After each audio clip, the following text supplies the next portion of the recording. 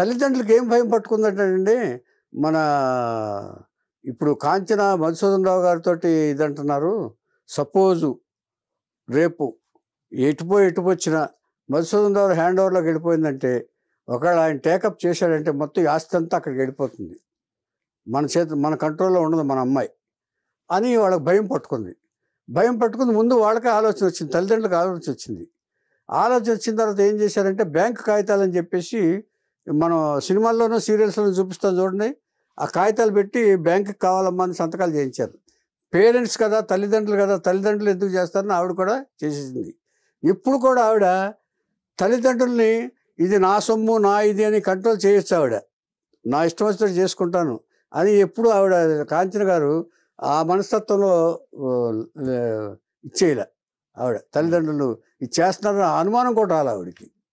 Okay. అయిన తర్వాత rumours వస్తున్నాయి బయట, మధుసూదన్ రావు గారు హ్యాండ్ ఓవర్లో ఉంది ఈవిడ, మధుసూదన్ రావు గారు చాలా కంట్రోల్ చేస్తున్నారు ఆవిడని, అంటే ఎప్పటికైనా ఆవిడ వెళ్ళిపోవచ్చు అనే రూమర్స్ వస్తున్నాయి. సో పెళ్లి మాట కూడా ఎత్తలే వీళ్ళు. పెళ్లి చేయాలి కదా, తల్లిదండ్రులు ఎత్తాలి కదా అంటే వాళ్ళు ఎత్తలేదు, ఈవిడ అడగలేదు. ఈ బిజీగా వెళ్ళిపోతుంది ఆవిడ సినిమాలు.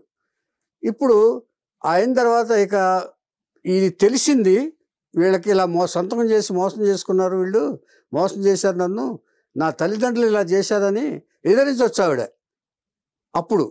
కానీ అలా వేయలే. ఈ డబ్బు కోసం ఇంత చేస్తారా వీళ్ళు, వచ్చి మీరే ఉంచుకోండి అని చెప్పేసి వెళ్ళిపోయింది. ఒక్కోసారి ఒక్కొక్కళ్ళ మనస్తత్వాన్ని బట్టి ఆధారపడి ఉంటుందండి. ఒకళ్ళేమో అటాక్ చేస్తారు, ఒకళ్ళేమో పోనీలే మీరు ఇంత మోసం చేస్తారో మిమ్మల్ని నమ్మినందుకు అని చెప్పేసి విరక్తితో వెళ్ళిపోతారు. ఆ రెండో కోవకు చెందినవారు కాంచన గారు. అందుకని ఈ డబ్బు ఇంత పని చేసిందా, మీలో ఇంత దుర్మార్గపు ఆలోచన వచ్చిందా అని ఆలోచించి ఆవిడ వదిలిపెట్టి చెల్లెల దగ్గరికి వెళ్ళిపోయింది బెంగళూరులో. అక్కడ టెంపుల్స్లో ఉండటం అది అవన్నీ తెలిసిందే. ఇప్పుడు వీళ్ళకి ఆస్తి వచ్చిందని తెలిసిన తర్వాత కాంచన గారు పినతల్లికి ఒకడు వచ్చి చేరాడు ఇక్కడ. వీళ్ళు ఏజ్డ్ కదండి, పినతండ్రి కొడుకు వచ్చి చేసి మొత్తం ఆస్తులన్నీ ఎంక్వైరీ చేసి అన్నీ తన కంట్రోల్లో ఉన్నాయి కదా, తన కంట్రోల్లో తీసుకున్నాడు మొత్తం.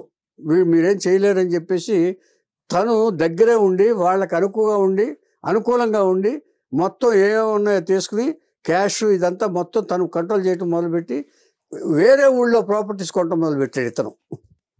మీరు చూడండి, ఒకళ్ళకి కూతురు దగ్గర వీళ్ళు తీసుకుంటే అతను వీళ్ళ దగ్గర తీసుకుని వేరే దాంట్లో ప్లాట్లు కట్టి ఇదంతా చేస్తున్నారు.